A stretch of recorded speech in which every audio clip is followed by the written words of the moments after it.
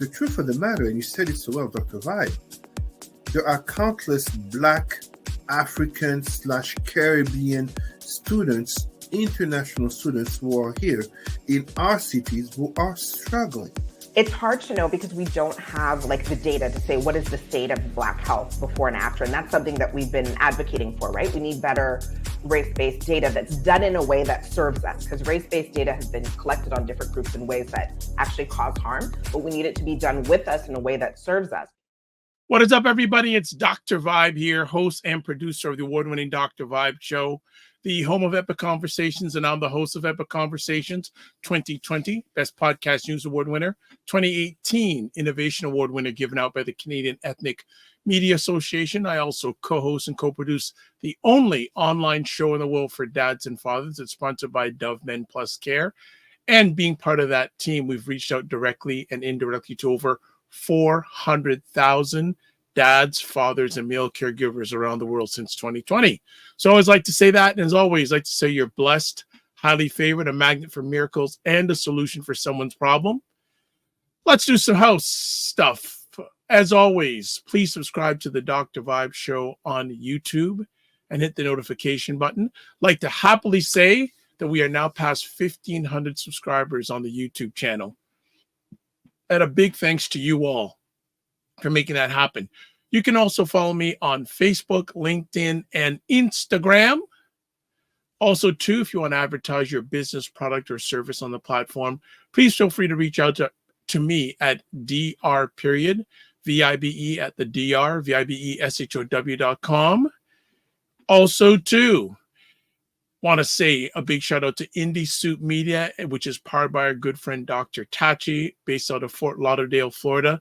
Indie Soup Media, independent content creators network that's been up since about 5 months now, has over 15,000 YouTube subscribers, and almost every conversation I host, edited versions are available on that platform. So really want to encourage you to check out my content there and other independent content creators. I'm also a member of the advisory board.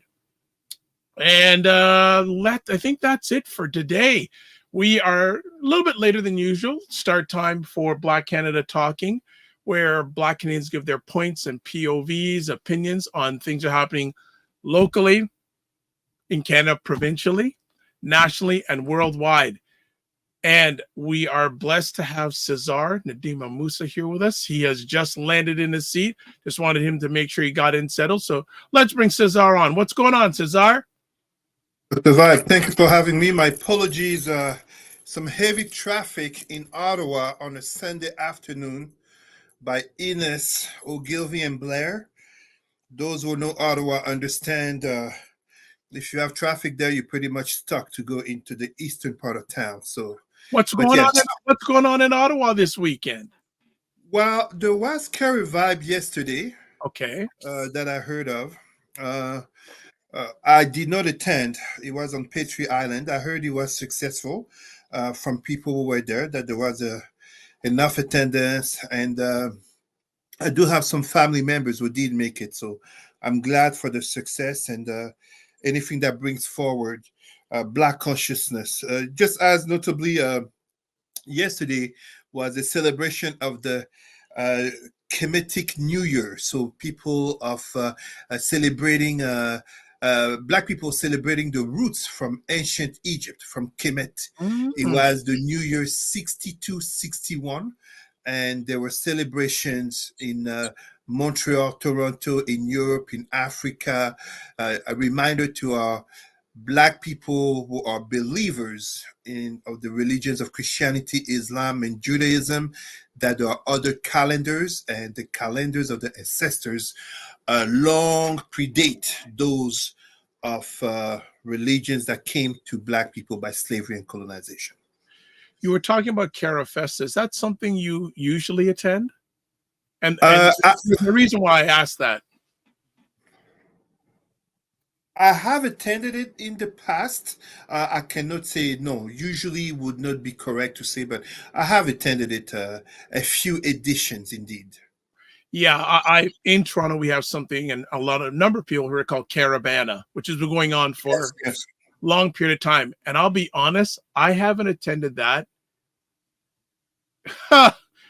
at least a good 18 to 20 years. Hmm. Was there any change to the fact that he was I don't want to say appropriated per se, but from black ownership and run to banks? I think Scotia Bank. There was a bank at a time that had ownership, but I believe now it's owned, or the trademark or the name is owned by a South Asian. Oh, South. Wow. I mean, imagine Chinese New Year being run by African and Caribbean people, right? Just now, and you know what? And part of me, yeah, but, and I know people are going to be hard on me. I'm tired of the partying. And I know we need to party every once in a while. Nothing wrong with that. But I'm really,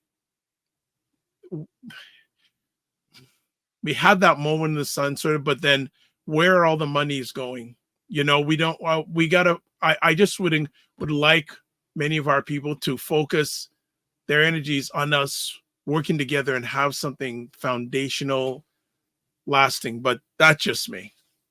No, it's not just you. And I mean, even the topics that we will talk about eventually directly and indirectly talk about that. I mean, um, we're going to talk about those topics, but just a reminder to our Black people here, if I'm not mistaken, I read from some statistics in the US, the community that votes the least is I think I'm going to say Asian, but I can't exactly remember. Uh, I'm going to assume, I'm going to use a purposeful term here to shock people. Some people may feel offended. Yellow Asian, so uh, Far East Asia. I mean, we get called black. You know what I mean? So that votes the least, but there Yes, are very economic strong power. economic Yep, powerhouse. yep, Whoever comes to power, what does it matter to them? I mean, right. obviously, I'm speaking here, but I'm not one of the community. But interestingly, the same happens in France.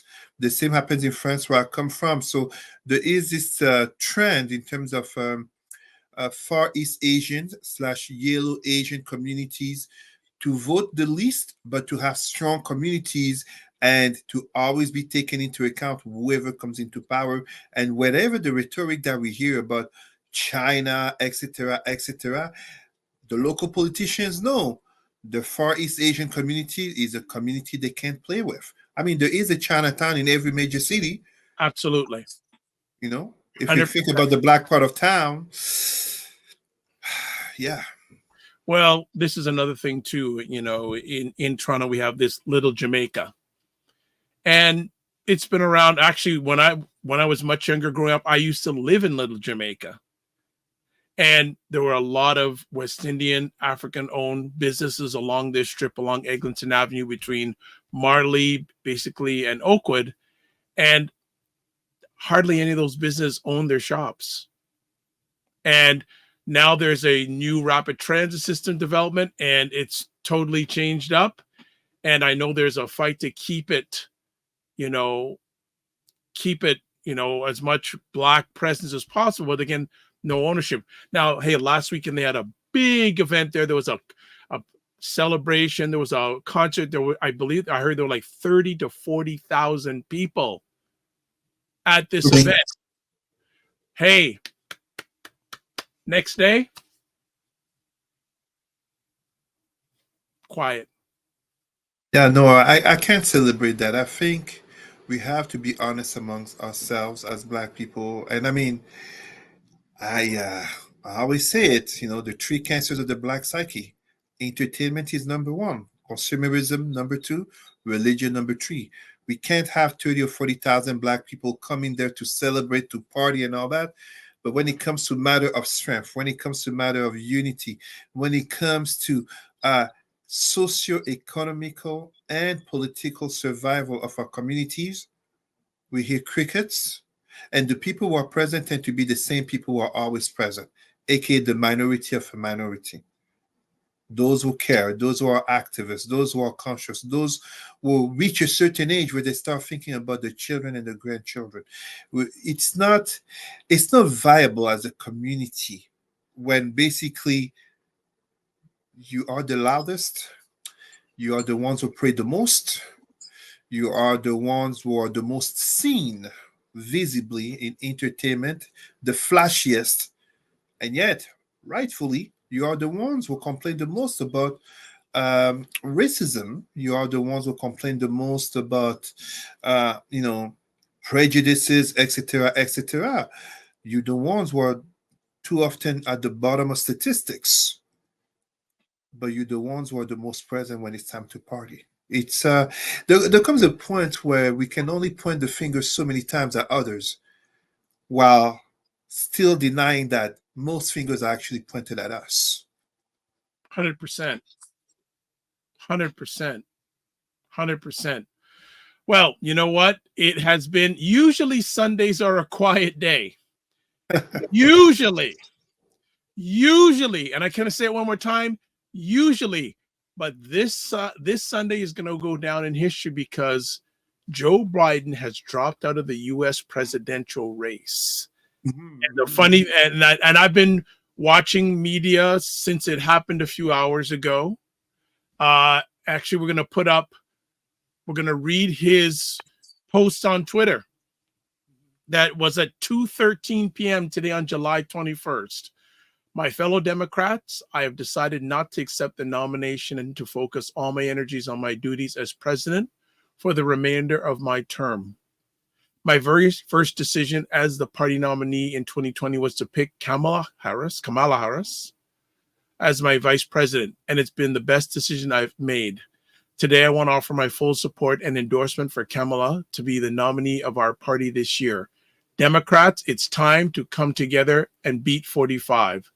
Let's do this. So, Cesar, where were you when you first heard this, and what was your immediate reaction? And maybe you've had some time to think about it deeper. Let's go. I was actually washing my car. I'm home. I was washing my car, and how can I put it? Let's go back to 2 weeks ago when we were talking. We talked about a white gentleman, a professor who studies elections, Alan Lichtman.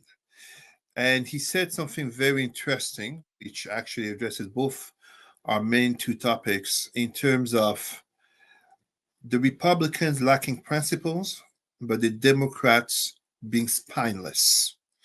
And unfortunately, in the last, this summer, this has been quite a summer of politics, right? From Trump's felony, Trump's felony, Trump's officially becoming a felon, 34 charges, found guilty, to the assassination attempt on him.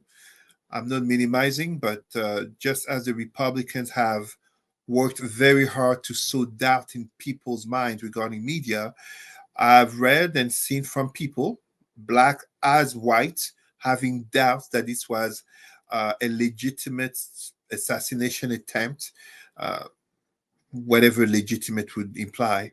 And then today we have Joe Biden dropping out of the US presidential race. What kind of message does he send?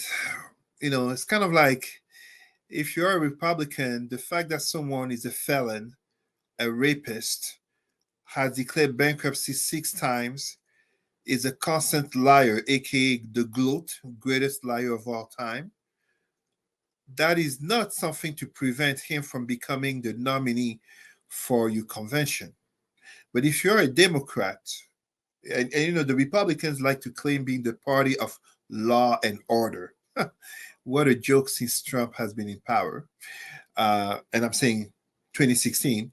But in terms of the Democrats, well, if you are old, if you are sick, and especially if you have a bad debate, be careful.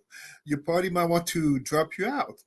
It's kind of And I'm not absolutely here saying, I mean, that Joe Biden should not have retired. He should not have dropped out. Everybody knows my stance in terms of U.S. politics, in terms of any Western politics. I'm a Pan Africanist first and foremost, so I'm not here to take sides.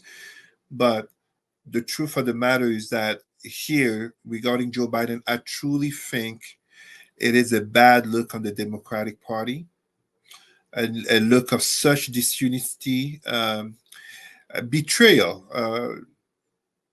I don't want to say disappointed, but you would think people such as Nancy Pelosi, um, Chuck Schumer, Barack Obama. I didn't hear about the Clintons before, but you should have put unity behind the president, the head of your party, and let him decide on his own to drop out instead of giving this borderline Shakespearean drama. And I'm really saying Shakespearean because as he dropped out of the race, it's like he couldn't catch a break since that bad debate from then until uh, getting COVID, and in between, Trump basically gets his Florida document case temporarily tossed out. He basically gets all of these hypocritical Republicans coming to praise him. Meanwhile, he insulted most of them, and most of them have insulted him, and all of this is on record. It's all online. Um, and yet, you have this Democratic Party that likes to sound morally above all, respecting the rules. I mean, this is the party of Michelle Obama saying, when they go low, we aim high. I mean, I'm sorry. That is so not what was shown. So I think he did the right thing, like he said, for the party, for the nation. And it would be quite a scandal if it's not Kamala Harris, the vice president, and notably as a black woman. Joe Biden 2020's campaign was gone before black women came to support him. So whoever would want to prevent or to challenge Kamala Harris, um, to be the head of the Democratic ticket would be quite a fool in the age of notably identity politics on one side, which is what the Republicans will claim anyways, but also on the side of experience, expertise. She is the best person to replace Joe Biden. There is no contest to it. So let's see. There's some other updates we can take a look at. I'm just going to go to CNN's website and just show some this, because this is breaking news and things are changing on the spot. So let's see if there's some things that maybe Cesar may want to comment about. So just give me a second here. Let's go here. So looking at so anti-abortion groups are jumping on the news that Biden has endorsed Harris. The Susan B. Anthony, Pro-Life America, and National Right to Life are out with statements labeling her as, quote, quote, abortion czar, unquote, and they aim to mobilize their voters against her, much like when they turned out their voters against Hillary Clinton in 2016, even when they didn't love 45. It's also an opportunity for them to argue for space in a 45 campaign that is not centered their priorities. Oh, so here this is Kamala Harris in the last hour, a full statement saying, on behalf of the American people, I thank Joe Biden for his extraordinary leadership as president of the United States and for decades of service to our country. His remarkable legacy of accomplishment is unmatched in modern American history, surpassing the legacy of many presidents who have served 2 terms in office. It is a profound honor to serve as his vice president. I am deeply grateful to the president, Dr. Biden, and the entire Biden family. I first came to know President Biden through his son, Beau. We were friends from our days working together at attorneys generals in our home states. As we worked together, Beau would tell me stories about his dad, the kind father and the kind man he was. and the qualities Bo revered in his father are the same qualities, the same values I have seen every day, every single day in Joe's leadership as president. His honesty and integrity, his big heart and commitment to his faith and his family, and his love of our country and the American people as a whole. With this selfless and patriotic act, President Biden is doing what he's done throughout his life of service, putting the American people and our country above everything else. I am honored to have had the president's endorsement and put my intention is to earn and win this nomination. So she is in. Over the past year, I've traveled across the country talking with Americans about the clear choice in this momentous election. And that is what I will continue to do in the days and weeks ahead. I will do everything in my power to unite the Democratic Party and unite our nation and to defeat 45 in his extreme Project 2025 agenda. We have 107 days until election day. Together, we will fight, and together we will win. So she is in the race. She is in. She is in, and she should be in. There's no. It's 3.5 months left, roughly. And yet, but I mean, on a very positive thing, this changes the news. This changes the hype regarding Trump, because Trump was pretty much, I mean, and that's what Trump does, pretty much sucking out the airtime, and now it has shifted back to the Democrats, but in a positive light, instead of just negatively talking about Joe Biden health and who's going to replace him. I mean, in a way, the way the Democrats did it, however, is I would say unfortunate in the sense of quite disrespectful to senior citizens. It's not as if Joe Biden became a senior in the last year. 81 years old. Democrats knew last year. They knew at the last elections, and at the same time, let's be honest, Trump is 78. They're the same generations. This is not a matter of making it seem like Joe is old and Trump is not. But yes, there is something to the fact of Trump looking more energetic in comparison to Joe Biden. Absolutely. But he also reminds me of what I think it was Bill Clinton will say this in the 90s. Wrong. What is it again? Wrong and strong. No, is no. always better. Okay. Yes. Strong and wrong, or weak and right. Exactly. Strong and wrong always comes off better than weak and right. And unfortunately, this is what we have. This is what we've seen since the debate. And to be quite honest, CNN did quite a disservice to Joe Biden in that debate, but I'm saying CNN. Joe Biden's team did a disservice to Joe Biden because they agreed to the terms of the debate in which there was no fact checking on Trump at the moment. Literally, he should have been called out at the moment. Imagine the perception he would have made, notably in balancing one's visible old age in plain sight versus one's constant lies in plain sight. And when you look at now what could seem to be indeed the closure of Joe Biden's political age, the transition, the passing of the baton. Well, the truth of the matter is this. Kamala Harris, wow, she is a prosecutor who is going to challenge someone who is persecuted. She is basically the lawmaker who is going to, I mean, I'm speaking as if we are a month from now, the Democratic National Convention in Chicago, and she has been assermented, she has been nominated, but as the most likely candidate, Kamala Harris is basically the lawmaker going against a felon. I mean, this is a woman going against a rapist. This is a black person going against the racist. I mean, the exonerated five, aka Central Park five, that Trump was calling to basically, throw them in jail and throw the key away. This N word, and I really say N word. We have black people trying to claim Trump is not racist and all that. This is so unfortunate. Sorry, go ahead, Dr. Vibe. No, it's interesting um, if if it happens. Could you imagine a debate between Kamala Harris and Donald Trump? That would be a beautiful thing to watch.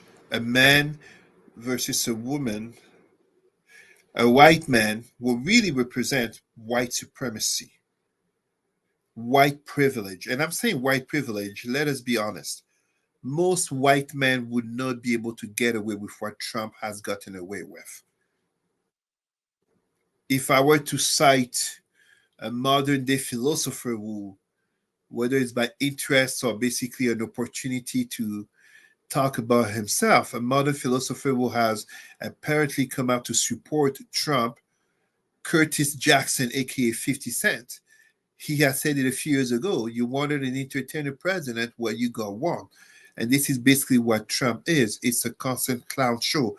And it really makes me laugh when we are seeing, and we don't have to agree, obviously, with everything the Democrats or Joe Biden or Kamala Harris stand for. This is not the question. It becomes a matter of values. And in saying values, to be honest with you, Dr. Vibe, November will actually, and I'm speaking here under the assumption that Kamala Harris will be the one to challenge Donald Trump, it will be truly less about Kamala Harris versus Donald Trump. It would be more kind of a referendum on Trump. On Trump, are you for Trump or against Trump? Because he has already been president, and he, despite his flip flops and his attempt to be nuanced about what he stands for, and we're going to talk about it in a moment when we look at such a thing as Project 2025, him claiming not to know anything about it, but then turns out that a lot of the people who drafted that, who wrote that 900 pages, I believe, paper, have worked in his administration. So here it becomes a matter of America further and further stepping into its decline with a new opportunity to put at the helm save democracy, as Joe Biden was saying it, or a further step towards autocratism, as Trump has shown in terms of the judges that he has selected, in terms of, I mean, you just look at that I think federal judge in Florida regarding the document case, Aileen Cannon. Eileen My, Cannon. Yeah. my God, try to tell me this woman is not biased. Try to tell me this judge is not biased. She's not pro-Trump. More and more articles are clearly saying it. Her behavior and ultimately her tossing out the case is that she's basically banking on Trump winning the presidency in November, and she will get a shot at most likely the Supreme Court. I mean, this, and I mean, like I'm saying, I'm a Pan Africanist. Whoever wins, Pan Africanism wins. Okay. I want to just get to some comments. Your number one fan, Michelle, says, "Greetings, Dr. Vibe and Cesar." She also said, she says, "Please, not another years of the Orange Man." But I want to focus back, because we're going to talk about the Republicans after the break. I want to focus on the Democrats a little bit. First of all, do you feel they'll nominate her as their representative in a not too congested manner? Well, unlike the Republicans, the Democrats, in convincing themselves that they have the moral higher standards, will go through the process of nomination, etc., etc. The question is, who will have the courage and borderline the audacity, allow me to correct myself, the caucasity, because it will be a white person. I don't see as a black person going to challenge Kamala Harris for the position. I don't see a woman going to challenge Kamala Harris for the position. I mean, on paper and in terms of the reality on the ground, she was the VP. She has already been connected. She is the one person after Joe Biden known. I mean, who's going to come in? I mean, let's just go, let's be fantastical. Michelle Obama, Oprah, who are you going to put there? It's not realistic. Yes, I have no reason to think someone else. I mean, unless the Democrats are truly trying to sabotage the possibility of winning. I think that if the Democrats, they got to think about win. That's what the Republicans do. They think about who's the best, Yeah. not maybe the best person, but the best person to win. And that's why they come in, they fold. That's why you Right? see the Marco Rubio, the Ted Cruz, and the Mitch McConnell. I mean, did he insult my wife? Hey, it's okay. Party first. Let me so be a hypocrite. So then my second part, and I just want to chat here, Dr. Tachi, good to have you here. We talked about Good this evening, Dr. podcast Ted. being on Indie Soup Media. You live in Fort Lauderdale, Florida. Would love to get your live response to Joe Biden calling it quits and Kamala Harris saying no. And plus, sometime I think I usually host a great conversation on Saturdays called Prime Time with Aisha and Lala. We usually hold it on Saturday nights. Both of them two beautiful African American women who try to make sense of the nonsense of politics and what's going on in the United States. So I've had back channel conversations with them. We are hoping to do an episode just on this event as soon as possible. So follow me wherever you follow me on social media. I don't want to wait till Saturday to have this conversation. Plus, Lala's celebrating her 31st wedding anniversary next Saturday, so she's not going to be around. So keep a watch and follow me on all the different channels. And also just want to say a big shout out to Minion Cam, who's a regular contributor on the Morning Vibe. So good to have you here also. So do you feel America, let alone were they ready for a black man as a president, are they ready for a black woman as a president? Dr. Vibe, let us get controversial here. You're talking about a black woman. Okay. There are people who hated Obama not because he did anything wrong in terms of his policies. Let's be honest, many of the people who voted for Trump voted for Trump because they couldn't swallow the fact of having had the black president. Meanwhile, they did benefit from Obama's policies, notably regarding poor people, notably regarding healthcare, Obamacare, and yet the fact of a black president, no, that was too much. With Kamala Harris, let us dare to go to get controversial here. Let's do opposite to Michelle Obama. Let us go low. She's black. She's a woman. Her husband is white. Her husband is Jewish. And she doesn't have kids. Identity markers, there are people for each one of them, and you combine the intersectionality of them, there are people who will not vote for her simply because of who and what she is. That's it, that's all. Is America ready for it? America was not ready for Barack Obama. But the George Bush presidency was, at the end of it, and in the context of the subprime and economic crisis then, made it that Obama was able to win. And here we see the same case here when indeed Kamala Harris could win. And again, we are speaking with the assumption that she would be the nominee. Because as I said earlier, these POTUS, President of the United States elections, are less about Kamala Harris or whoever Democrat versus Trump. It really becomes a question for Americans.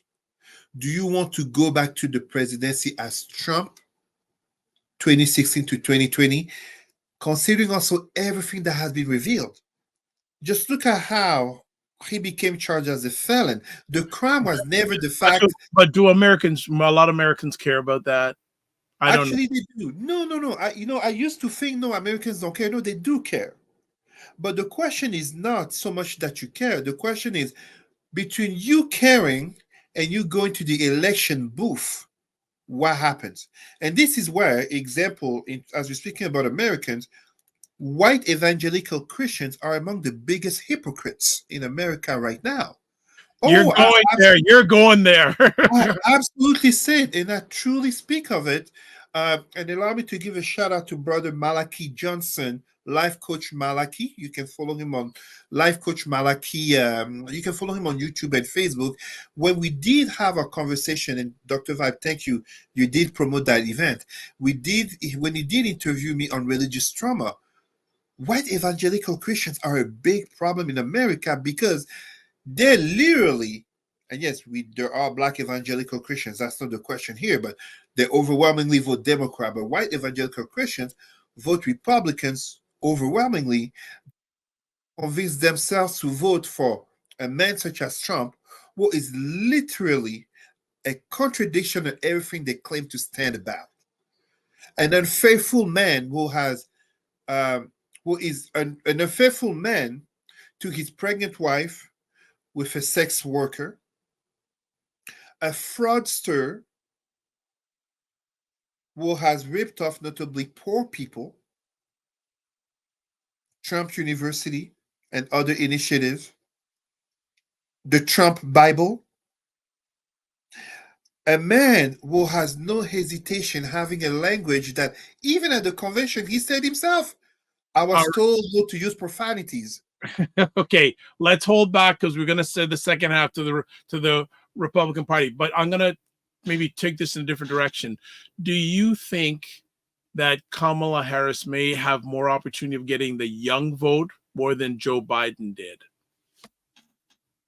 Yes, he will. There is a generational gap here. Uh, Look, I don't have a problem with the fact that Joe Biden was 81 years old. I mean, how old was he 4 years ago? He was 77. It's the same generation. People are acting like suddenly he's 10 or 15 years older. No, no, no, no. Kamala Harris, yes, she's younger. She's more energetic. Uh, when I say younger, the younger vote is not so much in terms of the age of the person running for president. It's more in terms of the language, the energy. This is why, for example, when you look at many young people or younger people, notably black, who are tempted by voting for Trump, is because of where he's standing, such as, and again, I'm spilling onto our next topic in terms of the RNC convention, the opposition to the pronouns and inclusion of LGBTQ people. There are some young people who basically are seeing the reality of society changing, and they become nostalgic of a time when it seemed to them a man was a man, a woman was a woman, and there was no feminism, and you could sustain or provide for your family and be respected as a man or as a woman. You didn't have to deal with such things as trans in sports. Basically blowing up exceptions, blowing up small things to make it dramatic in playing fear and control upon people's minds. It is not accidental. These are very purposefully done things.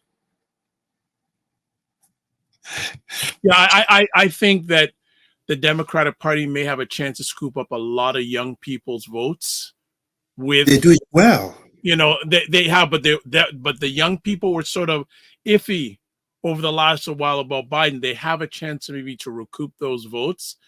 I think that Mini on Cam's talking about evangelical Christians saying they are the biggest hypocrites around the world.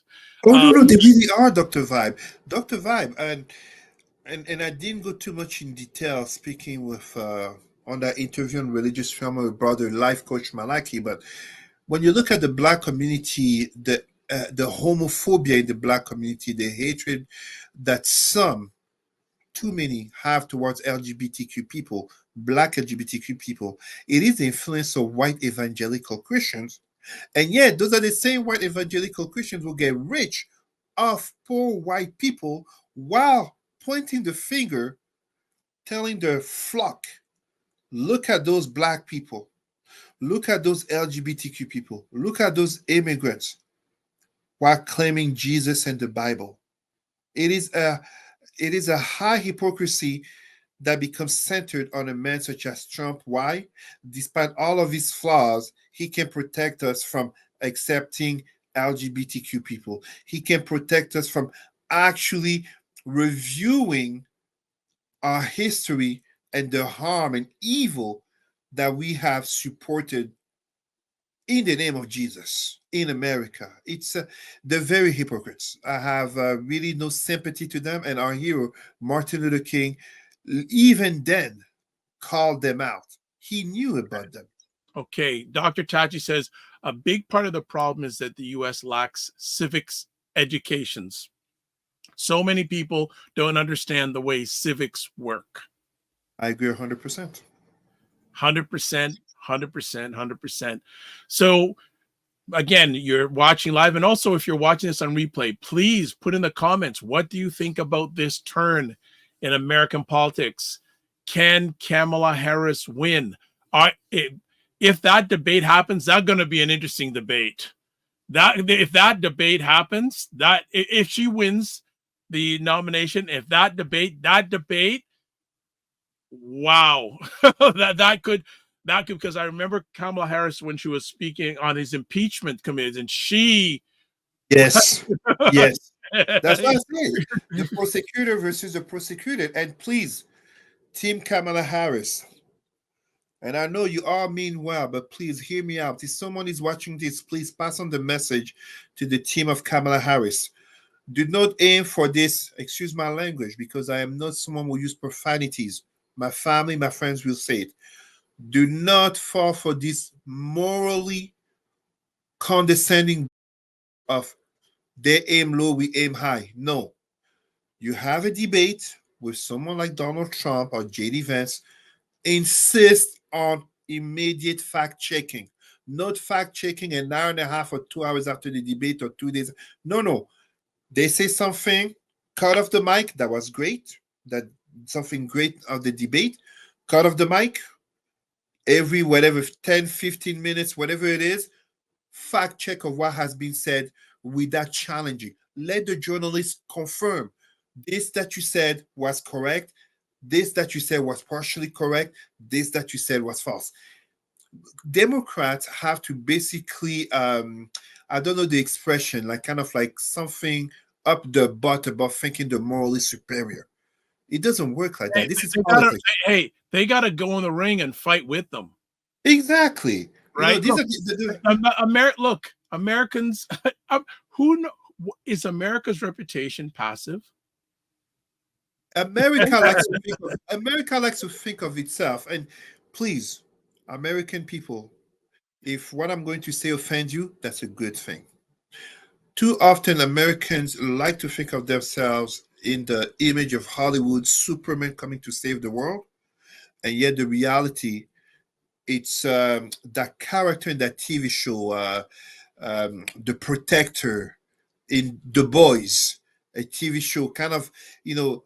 And I'm not here saying America is evil, nation cruel. No, no, no. That's not my rhetoric. I always remind people, no matter how much you dislike America, if aliens come to invade, you're gonna pray that Uncle Sam is ready. You see what I mean?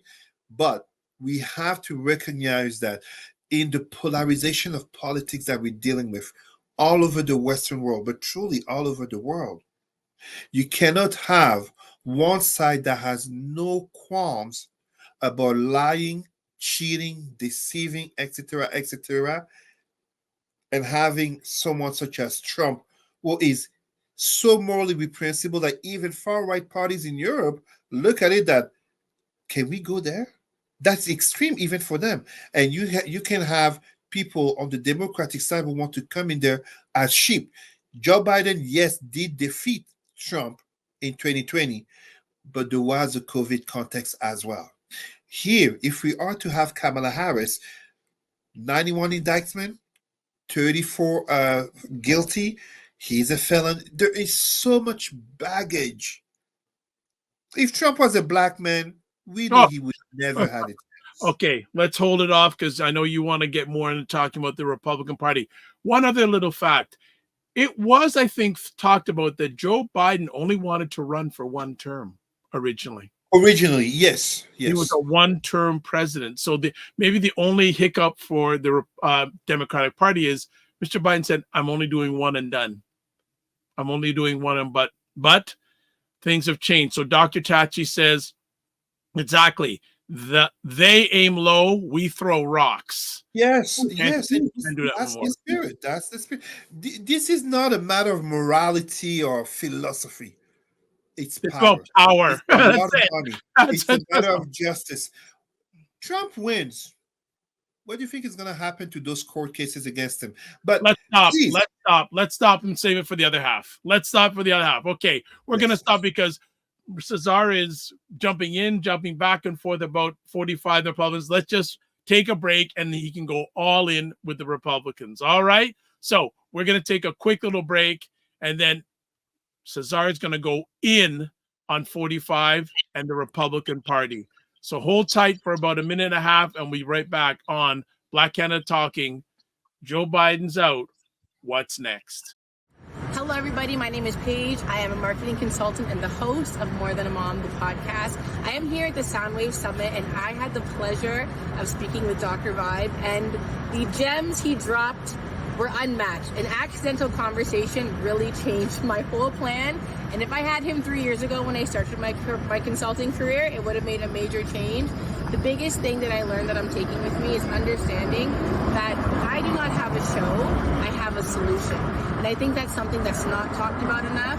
Another thing that really adjusted my mindset was the power of positive language. I was telling him about some of my problems are asking for help. I'm always pouring into other people, but it's hard, and it's a problem that I can't get that same thing in return. And he said, it's not a problem. It's something that, what did you say? Not a problem. You said, oh, it's a challenge. It's something that's a challenge for me. And that simple adjustment of language, I went away to lunch and I called 4 people and I'm like, hey friends, we need to change our energy. We need to change our outlook. We are solution-driven people. We do not need to do things the way society tells us to do things. This checklist that we feel like we need to fall under, this 10-minute conversation we had, it changed up everything. So I'm so thankful for the gems. I feel like I'm gonna go back and make a whole new to-do list that's based on how I need to do things, a different way of looking at things, and I'm just so thankful. So thank you, Dr. Vibe. What is up? We are back. Black Canada Talking. July 21st, 2024, historic day in American politics and maybe in the world. Joe Biden has said he's not going to run for re-election. Now, before we get into Cesar going all in about the Republicans in 45, I'm going to show an interesting segment of a video that was from the Breakfast Club, which is hosted by DJ Envy and Charlemagne the God. And they had a gentleman on there this week recently named Umar Johnson. Dr. Umar Johnson, very controversial, but I'm going to show a segment where he talked about 45. So here we go. Trump signed 13 federal death executions while he was president. More than half of them was signed after Joe Biden won the election. Think about that now.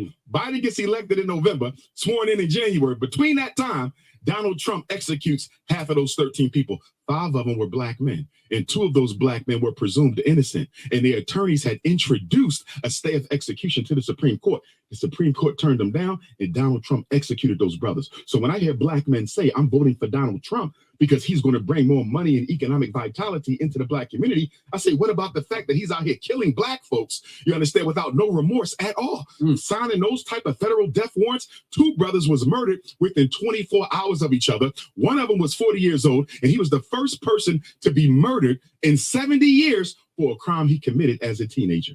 And in one of those cases, about 6 of the jurors said they would have changed their decision on the death sentence had they knew the information that the prosecution had withheld from them. That's why the attorney wanted the stay of execution to give the defense time to reformulate an argument. And Supreme Court, Snow Bunny, Clarence Thomas and that crew said no, and Donald Trump signed his life away. So you got to look at that. You also got to look at the fact that Donald Trump wants to give police 100% immunity. That's right. Wait a minute. Look how they're killing us now. Yeah. So now you're telling me that anything the police do in their line of duty, they cannot be held accountable for making bad mistakes and bad decisions, and you want to put that back in office? That's thirsty black men worry more about money than the lives of their people. That's right. The Supreme Court is corrupt. Yes. Illegitimate. Absolutely. How come enough people not talking about that? Because I don't think they understand the tripartite nature of American so-called democracy. Mm-hmm. The Supreme Court, the president, and the Congress, they actually have equal weight, right?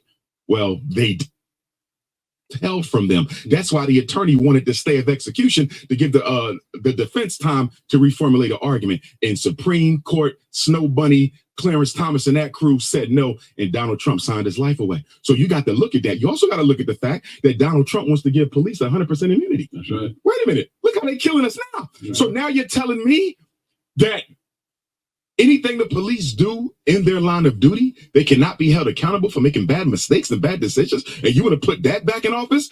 That's thirsty black men worry more about money than the lives of their people. That's right. The Supreme Court is corrupt. Yes. Illegitimate. Absolutely. How come enough people not talking about that? Because I don't think they understand the tripartite nature of American so-called democracy. Mm-hmm. The Supreme Court, the president, and the Congress, they actually have equal weight, right? Well, they did.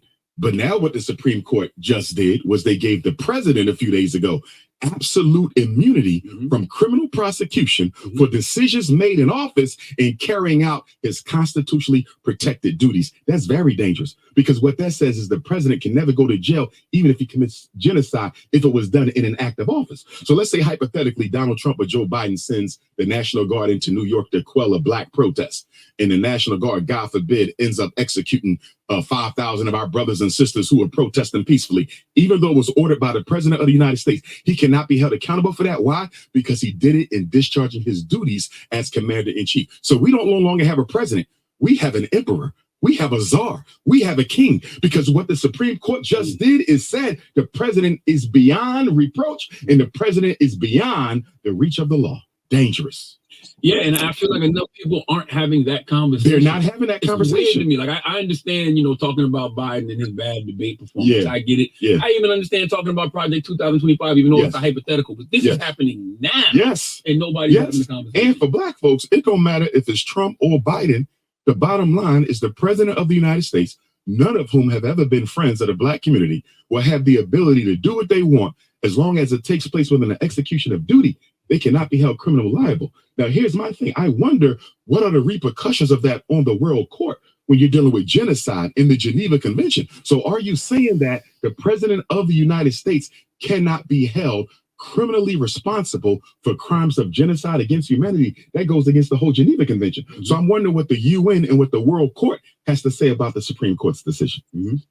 What are your thoughts on Donald Trump currently? In particular, the agenda that is Project 2025. The Project 2025 reminds me a lot. Remember the Newt Gingrich contract on America back at the turn of the century? It kind of reminds me of that. It is very dangerous, but when I look at Project 2025, a lot of it is already being carried out. Mm-hmm. So they want to eliminate the Department of Education. Mm-hmm. I think we talked about this probably my first visit to the Breakfast Club, mm-hmm. where I spoke of how the U.S. Constitution does not give your child a right to an education.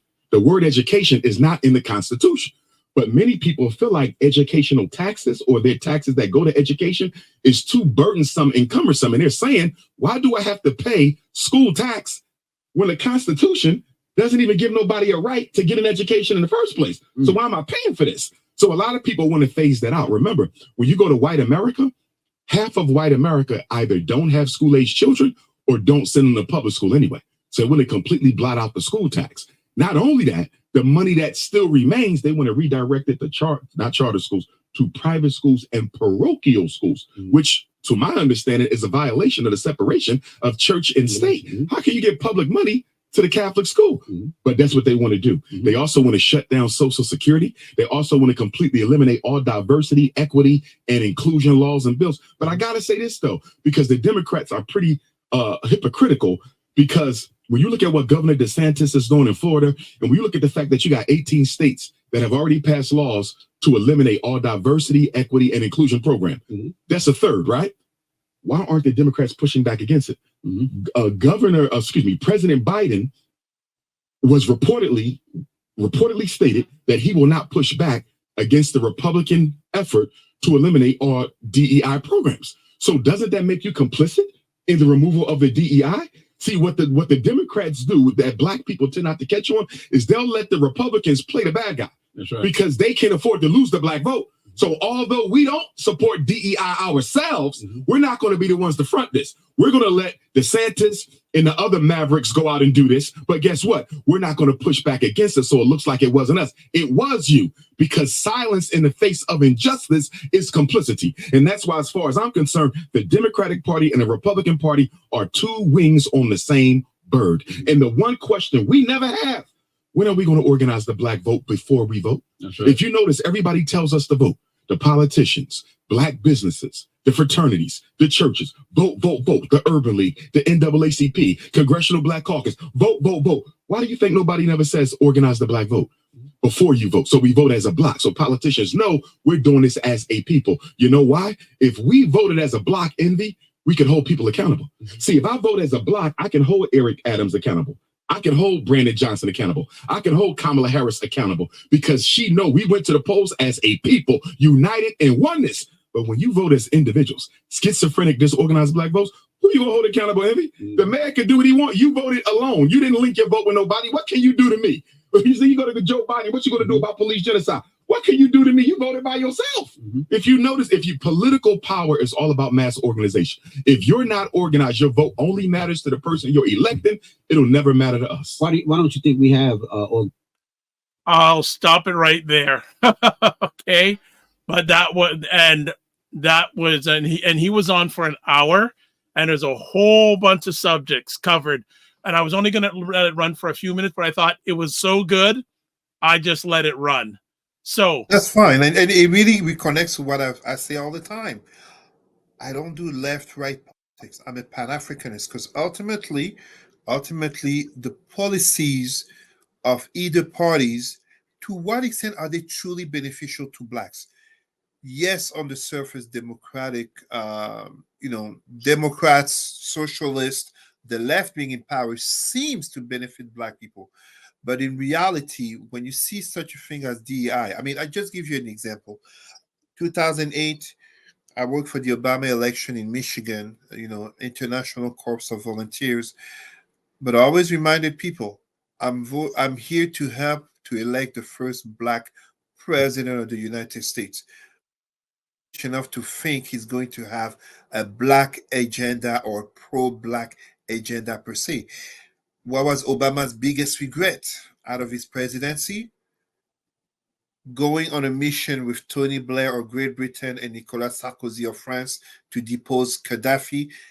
Over 10 years later, all the terrorism in the Sahel region of Africa, basically all the terrorism that has killed thousands and thousands of Africans, dark-skinned black people like us, that has come from there. Obama said it himself.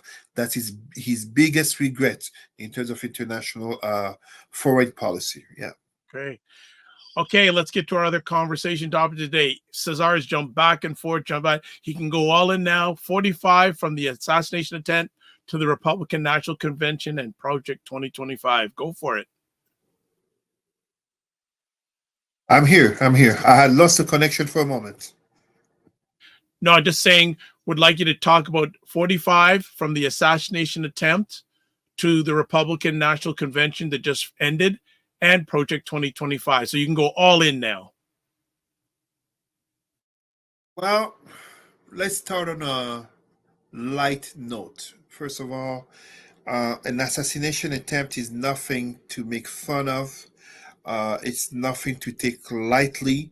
I absolutely do understand people, notably, let's say, anti-Trump people who are suspicious of whether it was a true assassination attempt. Don't get me wrong. The Republicans, and notably Trump, have worked so well for many years to sow doubt into anything reported by the media. It's only fair that they get that kind of logic thrown back at them. However, can I just interrupt before you go any further? Now, they are the same people who thought January 6th was nothing. Right? But you're not hearing anything, and I'm just playing both sides of the fence here. There you go. There are many people of the Republic said, "Oh, that wasn't harm." No, they were okay. So they become So they become complicit in the fact of many people who don't believe this assassination attempt was real. Now, in terms of the convention, it's important to mention uh, Donald Trump and the Republicans, they might owe some copyrights to uh, to Nelly. Remember how back in the early 2000s, Nelly always had that band-aid, and now you have some people at the Republican convention having the guns to the ear. Like, I'm sorry, but that's cult thing. That's a cult. it's a new, it's a.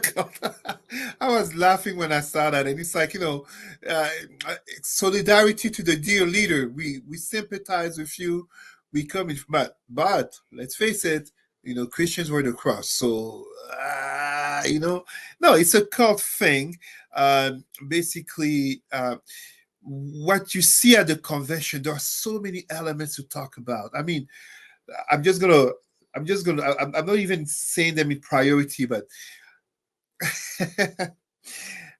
what was Amber Rose doing there? Amber Rose, oh man. When a friend sent me the video of her speech, I stopped at do your research. I was like, okay, enough. And then I find out Amber Rose apparently is involved in some scams involving crypto money. And basically, there is this video of a white woman debunking Amber Rose's presence in terms of her basically hoping Trump becomes president in order to avoid the prosecution that would send her to jail for some serious scamming of people. When you look at other people being the hypocrisy of not only the Marco Rubio and Ted Cruz and Mitch McConnell, I mean, you literally are there shaking the hands of a man who very publicly, this is not small circles, very publicly insulted your wife, insulted your family, insulted your roots. Uh, you know, Republicans lack principles. The so-called party of law, order, and God, they lack principles. They have no principles. They don't care. It's about power. And with a man like Trump, I mean, if you really read it, Trump would fit. And everybody knows my positions on religion in the black community. But here among whites, Trump basically would fit in very well with the notion of the Antichrist, in terms of the values that he projects, the type of person that he is. But ultimately, he's vice president uh, select J.D. Vance. Literally, you have the screenshots of him criticizing Donald Trump a few years ago, talking about a man of such bad character. And here he's now buddy buddy with Trump. He loves the family. He's such a great man. And yet, I saw this video of a white man. I'm really liking these white people coming out and calling out their own. This white man who made a video saying, "JD Vance, be careful. They see your wife is Hindu," and he really when his wife talked, he really said, okay. So this I wanted to bring up too. It came up in prime time last night with Lala. His wife is Hindu. Practicing Hindu, and they really made sure to put it at the convention in case you're wondering. I was like, now how does the party accept that? How does 40? But okay, now this again, political divide in the United States. I'm sure that South Asians don't align themselves. They think themselves more white than non-white. many, not all. I mean, we're talking South Asian. We're talking but white. Indian. But a lot of the white men in power will still consider them not white. But absolutely, when she was talking, it was quite. I mean, to what extent are people sincere when they're talking and the passion? She didn't look like she believed what she was saying. I mean, sure, she loves her husband. That's not what I'm criticizing. I'm talking the part of the political aspect. She literally was there talking to a crowd of people who are applauding her as the wife of J.D. Vance, while at the same time, in the mindset and the politics, they're looking at people who look like her and saying, "Go back to the country where you come from, America first." Because when they're saying America first, when they're saying stop abortion, they're not They don't care about brown people. They're like, go back to your country. This is really what it's about. So you literally have this white man in his video talked about how JD Vance is actually an atheist. He's not a true Christian. He's a convenient Christian. He has an Indian brown wife and he has biracial mixed children. Look at the crowd. Look at the videos of the crowd. How diverse was it? It was like a blonde hair everywhere, and it was so what homogeneously white. It was so homogeneously white. This is not the party of diversity. Of course, you will have the sellout to the black cause, such as Tim Scott, who will make such a such a coonish speech claiming there's no racism in America. Of course, he has no choice but to say that. And we have such politicians as well here in Canada who will deny black politicians who will deny the existence of systemic racism because of their own interests. But the facts, the studies, the reports are adamant. I want to bring another part up of the convention that I found interesting. I want to get your take on this. All right. Vivek Ramaswamy saying this at the convention, quote, our message to Black Americans is this. The media has tried to convince you for decades that Republicans don't care about your neighborhoods, but we do.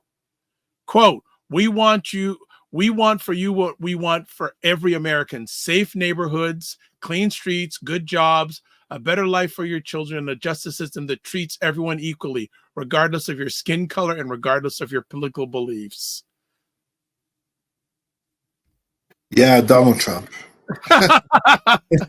This is the guy who wouldn't even challenge. This is the guy who literally came in there for he wasn't even caring for the Republican nomination. I watched the debate and I started following him on Twitter. Vivek is like he saw an opportunity to become nationally famous. I mean, he was attacking the other white woman who is actually Indian, aka Nikki Haley. I want you to comment on what her performance at the convention. Oh, they're all hypocrites, but it's okay. I mean, when I say it's okay, it's that's how Republicans do politics. I'm not saying Democrats don't have hypocrisy among them, but it's kind of like Republicans are openly racist out of the closet. Democrats, many of them, not all, of course, but many of them are racist, but in the closet. No, Nikki Haley was a pure hypocrite. I mean, someone said it, an analyst said it, where you gotta be the contrast of people as Marco Rubio and Ted Cruz is that you got to go back to 2015, 2016 to hear what they said about Trump. They were speaking truthfully on the views of Trump. Really? What's his name? Oh my God, DeSantis, Ron DeSantis, DeSantis. You just go back a few months. Trump is unfit to rule. All the drama, and here they are praising the great leader, showering him with honest. How can Trump respect such people? He can't respect them. Put yourself in Trump's shoes. He knows who they are. He knows the character. He's rightfully condescending and mocking to them. And as such, yes, he would want a VP such as Mike Pence, such as JD Vance. Well, now, interesting enough, I heard that Mike Pence was not even at the convention. Oh, but of course, and not invited because, of course, he dared to stand up and not participate in the coup d'etat. In the coup d'etat in 2020, he refused to follow the orders of the great leader.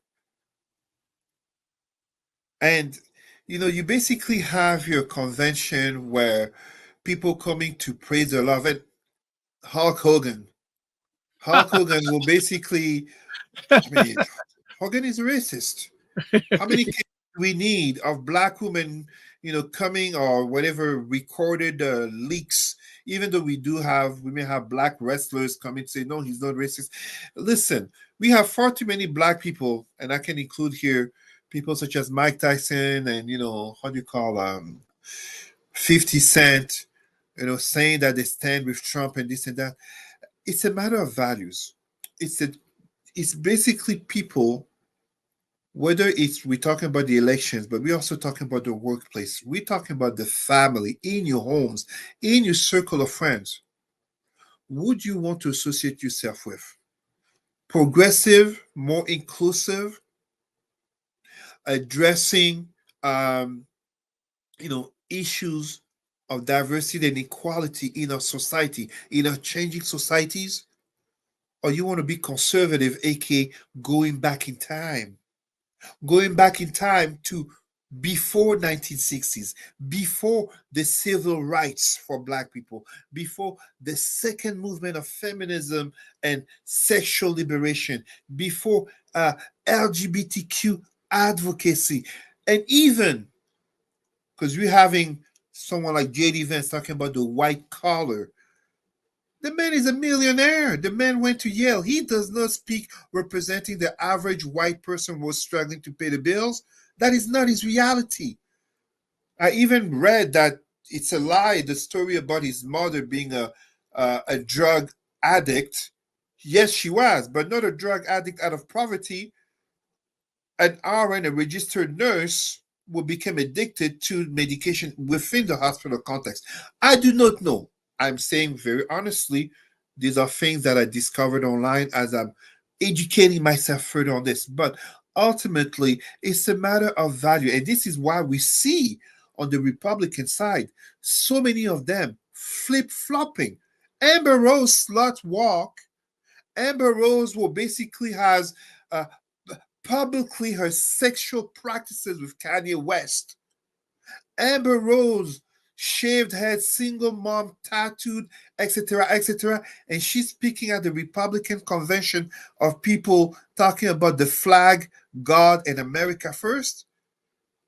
Many of these Republicans will basically look at who she is and they'll be like, how did we dare having this N-word woman in our convention? I would have, it's a good point. I would have loved to have gone around in the audience and asked people at that convention what You they can know thought. her. Even well, they know, and they because something tells me they didn't even care about that. Listen, there are journalists who actually did inquire on people in Milwaukee, just as I think it's this weekend, Grand Rapids, where they were going to have their first event together, Trump event. They were asking people, "Do you know JD Vance?" And people were admitting, "No, I don't know him. But if Trump supports him, I support him." It's the cult. The great leader says, vote for this guy, they'll vote for him. Listen, America has been through this before. McCarthyism in the 50s, and I always forget the name, but people, please look it up. There was a Catholic priest in the time of the Great Depression. Father, people, please look it up. I forget his name. There was a Catholic priest who was very populist, and he got to a point where the Catholic priest got rejected even by the church because eventually he crossed too many lines. McCarthy eventually got rejected by the Republicans because he crossed too many lines. Here we have someone such as Donald Trump, but it's no longer the Republican Party. He has overtaken it. However, it's important to say there are Republicans who are pushing against Trump. There are not just Nikki Haley voters, but there are dedicated Republicans who will swallow the pill and say Joe Biden, Kamala Harris, whoever is a Democratic candidate, is the lesser of evil versus Trump.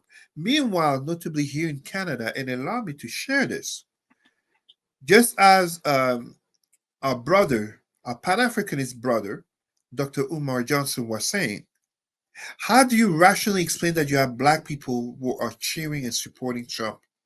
How do you rationally explain that there are Arabs who are supporting Trump, Latinos for Trump? This is cognitive dissonance. This is, hey, please, did you say you're going to kick me out of the country? You sound like my pick. So just to catch up on a Minion Cam says, blank walk happened because the police said to women to avoid rape, don't ask for it. Amber Rose twisted it for her platform. The core of the blank walk is to end gender violence and rape culture, including victim blaming and blank shaming of sexual assault victims. Participants protest against explaining or excusing rape by referring to any aspect of a woman's appearance. And meanwhile, Amber Rose goes there to support a man on record who talked about grabbing them by the, everybody knows, a man who has been uh, convicted of sexual assault slash rape, Yes, a man who has a history of denigrating comments towards women, including his own daughter, Ivanka, in terms of the language, quite unfit of a father to his daughter, that is quite suspicious. People like Amber Rose, all the people who were there, and I'm even skipping all the lies that were said, all the exaggerations, but it's like a cult. They have the masses of people. Now, with someone like Kamala Harris, and I'm kind of flip-flopping between topics, but with someone like Kamala Harris, it's important to understand Donald Trump taking JD Vance as his VP. So this guy is very right-wing. The whole Project 2025, kind of reminiscing of, as my daughter was about to be born in 2021, I wanted to brush up on my gender studies from university, and having delivered conferences on women's rights and sexism and misogyny. I'm like, let's make sure that we are current. And I watched, I think I shared this before with you, Dr. Vibe. I watched this TV show, The Handmaid's Tale. Project 2025 is bringing us many steps closer. With already, as Dr. Umar Johnson said, many elements already being in place, including a corrupt Supreme Court, including a certain Judge Clarence Thomas, aka he's there to go back on abortion rights. Let us go back on interracial marriage and see what he will do regarding his white wife.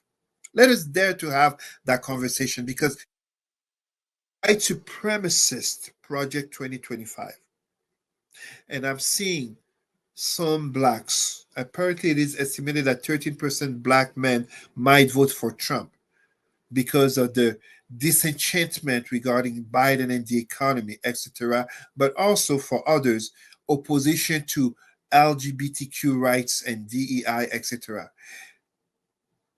I don't think people grasp, and again, I'm not a Democrat. I don't partake in the left-right dynamics of Western politics. I'm a Pan-Africanist. But the worst fate for my black people, America will be like any other empire. It will fall, it will crumble. Absolutely. But in terms of my black people, this is the Republican Party that has a long history of anti-blackness. And please, I already see some people who are going to come claim Lincoln was a Republican. This Republican Party, Republicans and Democrats pretty much switched on the race question in the 60s. We could truly say in the 50s, in the 40s and 50s, FDR, Eisenhower, JFK. This is when the switch in terms of racial dynamics really happened, from desegregation in the army in the context of World War II, the 1950s and beginning of civil rights with Ike, Eisenhower, and truthfully, MLK, JFK, RFK, Robert Kennedy, not the lunatic that was trying to be elected. But have to look at it, the reality for our black people, and notably as there's, talking about police immunity. Let's be honest. A year before George Floyd happened, a black cop had killed a white woman. There was no doubt that he would get prison sentence. This notion of police immunity, again, is on white cops killing non-white people, especially Black people. It's notably to refrain from protests such as happened in the context of Black Lives Matter. And it's notably, and Black people have to remember this, in preventing the rise of the Black Messiah, the next Fred Hampton, the next Stokely Carmichael, the next Louis, the next MLK, the next Malcolm X. Black activists are very scary to white supremacists. They were chanting, "You will not replace us." They're looking at a world in which whites are further and further a minority with a declining birth rate and not only a booming African demographics, but even in the Americas, Brazil has become a majority Black country, even if we mainly see white Brazil represented. Brazil, the nation with most Blacks outside of Africa. India, there is Black activism in India. More and more Indians are claiming their Blackness, even though their hair may be different, like white people. They're claiming their Blackness. There is a shift happening, and white supremacists, I didn't say whites, aka all white people. I'm saying white supremacists are feeling very uncomfortable because they are fundamentally scared of a revenge minorities in light of history. And here I'm saying white, mainly white supremacists, aka of European descent. But even when we look at the larger notion of whiteness, what I call Indo-Europeans, white Europeans, white Arabs, white Jews, white Aryans, Caucasians, the world is changing. The demographics of the world is changing. The politics of the world is changing. There's a polarization. Far right movements are rising because people of European descent, but simply people who identify as white are seeing the change, the rise, the activism, the rise of consciousness, the rise of Black spirituality, the rise of Pan-Africanism. Look at what's happening in Africa, the three countries of the Sahel, Mali, Niger, Burkina Faso. They kicked out the French, and Joe Biden took out American troops. Africa is waking up. Black communities have to further wake up. Okay. Good stuff. Well, I think that is it for today's conversation, but I know there are two other things that quickly that very quickly, very, very quickly. I just wanted to awaken, for those who do not know Black people, some discontent regarding racism in football. As you know, football is my favorite sport. Hala Madrid, Real Madrid, but Argentina is the only country of the Americas that don't have a single visible Black player on the football team. The only country, competition after competition. So every 2 years, you get the Copa America, then you get the World Cup. Argentina has a long history of racism. Black people, read up on the fate of Afro-Argentines, the terrible killing / genocide that has happened to them, the basically being pushed away from Argentina in order to create a white nation. And this was an official policy, but don't just look at Argentina. This was a policy from Canada to Brazil to whiten the nation, basically bringing more white migrants from Europe compared to the indigenous and the Blacks, aka descendants of African slavery. Argentina, a nation where most are descendants of Italy and Germany as well. But here, the racism that they claim on basically singing about French players, there is a truth to it. So many of the French players, you look at the photo, well, they're actually Africans. So, yes, they play for France because they're born there.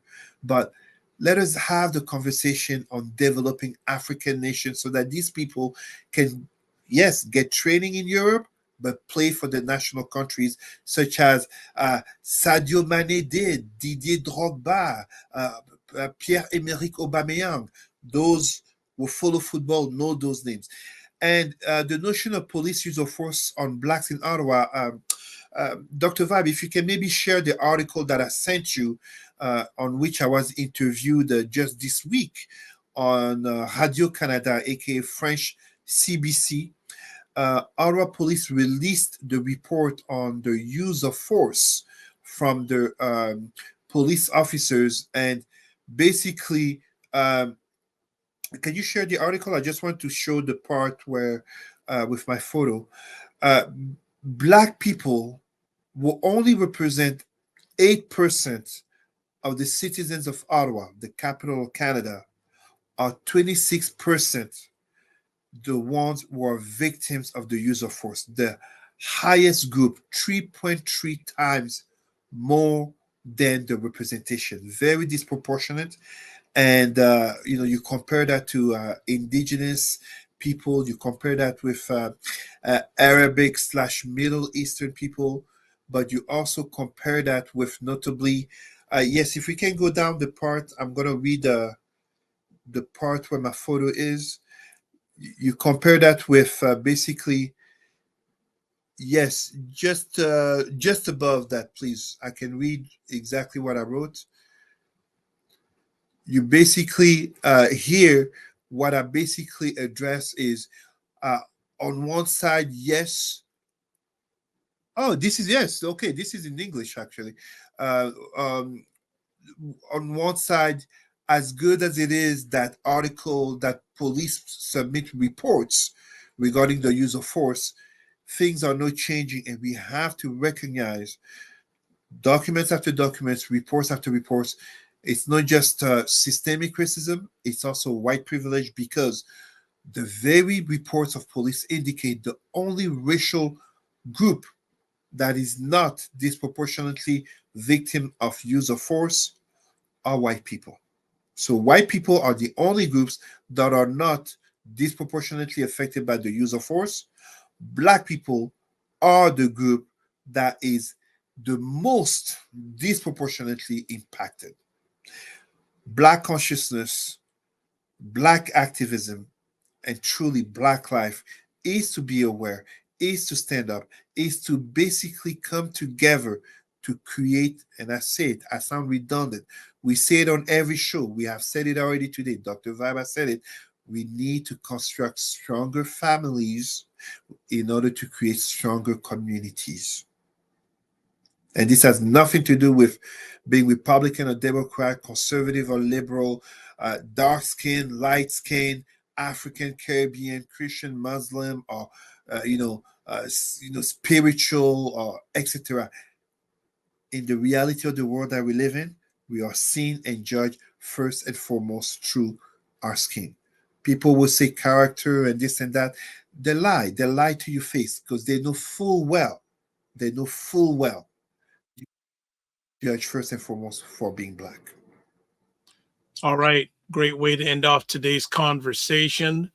As always, Cesar brought it, and we're able to probably one of the first major Black media outlets to give our lens, Black Canadians' lens of what's going on in the United States with President Biden. So I'm glad that Cesar could make it, and that's why Black media, especially in this country, is important. So, Cesar, if people want to get in touch with you, how can they do? Well, link me up Facebook, Cesar Remy Emery, as you see there. My email address is there. And just before we finish, as we were so fittingly talking, you saw me move to my left. I was actually grabbing a book. This is a very interesting book that I've had for many years. Let me just get the year this book came out. But I always remind people, I mean, this is a version from 2007. People will get this book will understand. Are we Rome? Wow. The fall of an empire and the fate of America. My friends, there is a quote that said, "Those who study history are condemned to see it being repeated, because those who basically make history refuse to learn from it." What we are seeing here, the so-called fight for democracy, as Biden calls it, but Trump claiming he's fighting for people's freedoms and rights and actually protecting democracy. This is Caligula. This is Nero. This is Caracalla. I've named 3 Roman emperors. My friends, I am Caesar. Look them up. Look up those emperors. Look up those emperors. You will see a lot of what's happening, a lot of the challenges that are happening right now. And truthfully, it's a very interesting time to be alive. It's a scary time for many people. I am not minimizing the fears that so many people, notably Black, but also white, have regarding the coming of a Donald Trump. Will Canada become a nation taking in American migrants, political refugees from the USA? Suddenly it's not just those Arab people, those Africans, those Haitians, those Jamaicans. Could Americans become political, fleeing the country because of what a potential Trump presidency may bring? But on a positive note, my friends, it is not, I am not one of those who are saying that he will definitely win. There's a lot of time left, and the only thing he can absolutely be sure of is the MAGA vote, 25 to 30%, but you need 50% to win. 50.1%. Oh, not necessarily. The way they have There is a electoral Supreme power. Court. There is a Supreme Court. Oh, Yeah, yes. and, Well, and don't be surprised. That's what happens. Where just as Gore in yes, 2000, but even Hillary Clinton in 2016, winning the popular vote but losing either at the Electoral College or losing in the Supreme Court. And this Supreme Court, the Supreme Court has already shown it is corrupt. It is not a balanced BS. It is not a balanced. It is not a biased. no one governs them. No one governs them. They govern themselves. They govern themselves. Yeah. All right, my man. As always, thank you. And always to you and your family. Don't just manage your time, manage your energy, and remember to give yourself grace. Take care, my brother. Thank you as always. All right, family, we are done. What an epic conversation. But hey, that's just par for the course. That's what we do here. So let me just get something going here. There we go. We'll put it at the bottom. So a few things before we exit today. First things first, subscribe to the Dr. Vibe Show on YouTube and hit the notification button. And continue. So next level is 1,600 subscribers. We just passed 1,500. 1,600 is next. Also subscribe to the Dr. Vibe Show on Facebook, LinkedIn, and Instagram to advertise your business, product, or service on any of the platforms I'm a part of. Please feel free to email me, dr.vibe at the drvibeshow.com. If you want to get in touch with me, website, the drvibeshow.com, YouTube, Facebook, and LinkedIn, The Dr. Vibe Show, X/Twitter at drvibeshow, and email, Instagram at the drvibeshow, and finally, email dr.vibe at the drvibeshow.com. If you want to catch replays of this epic conversation, you can. You can catch them at the Dr. Vibe Show on YouTube, Facebook, and LinkedIn, and at the website, the drvibeshow.com, and also edited versions of this program. If you want to catch them, they are at indiesoupmedia.tv. Let me put that right there. Okay? So, as always, this is how we close out our conversations. Live your life as a dream. If you can dream, you can make it.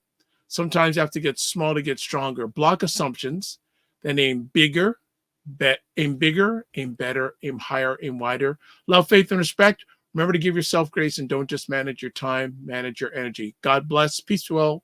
Keep faith, keep the faith, and walk good. Let me just say, don't just manage your time, manage your energy, and remember to give yourself grace. God bless. Peace be well. Keep the faith and walk good.